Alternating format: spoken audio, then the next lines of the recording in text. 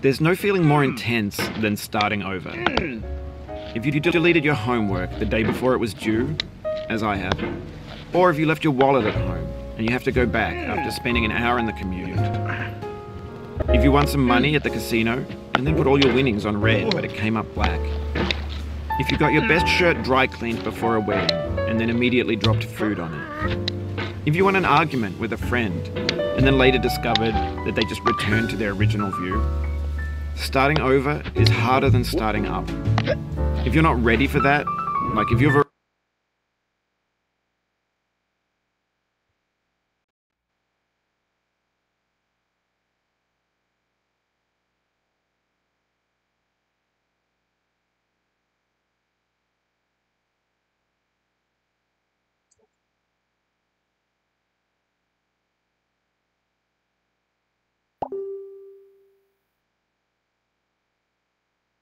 already had a bad day, then what you're about to go through might be too much.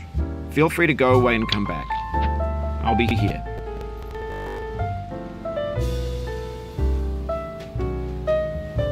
Alright, thanks for coming with me on this trip. I'll understand if you have to take a break at any point. Just find a safe place to stop and quit the game. And don't worry, I'll save your progress, always, even your mistakes. This game is a homage to a free game that came out in 2002, titled Sexy Hiking. The author of that game was Jazuo, a mysterious Czech designer who was known at the time as the father of B games. And B games are rough assemblages of found objects. Designers slap them together very quickly and freely, and they're often too rough and unfriendly to gain much of a following. They're built more for the joy of building them than as polished products. In a certain way, Sexy Hiking is the perfect embodiment of a B game. It's built almost entirely out of found and recycled parts, and it's one of the most unusual and unfriendly games of its time. In it, your task is simply to drag yourself up a mountain with a hammer. And that act of climbing, in the digital world or in real life, has certain essential properties that give the game its flavor. No amount of forward progress is guaranteed. Some cliffs are too sheer or too slippery. And the player is constantly, unremittingly in danger of falling and losing everything.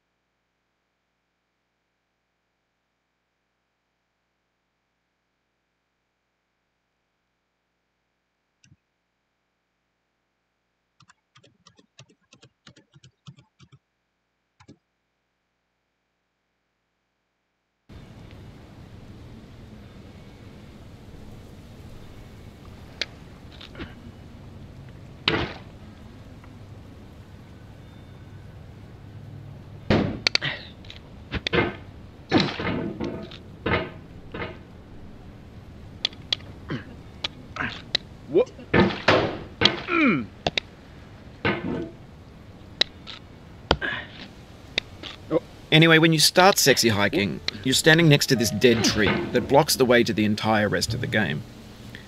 It might take you an hour to get over that tree. A lot of people never got past it. You prod and you poke at it, exploring the limits of your reach and your strength, trying to find a way up and over.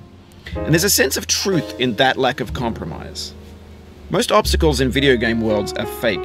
You can be completely confident in your ability to get through them once you have the correct method or the correct equipment or just by spending enough time. In that sense, every pixelated obstacle in sexy hiking is real.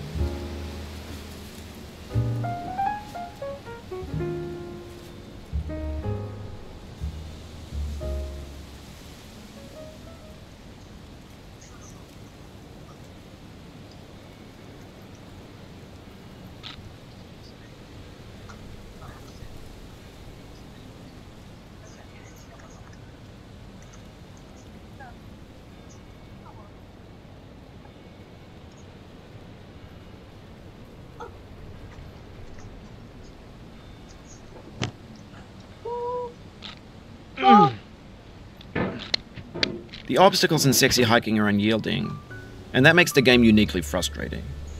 But I'm not sure Jazuo intended to make a frustrating game. The frustration is just essential to the act of climbing, and it's authentic to the process of building a game about climbing.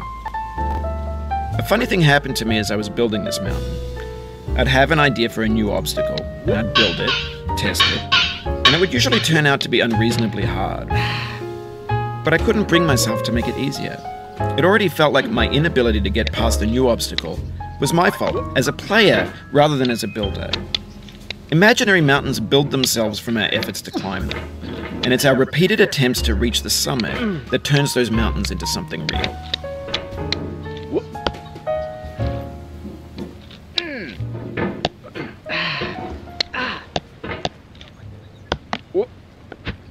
Oh, you just lost a lot of progress.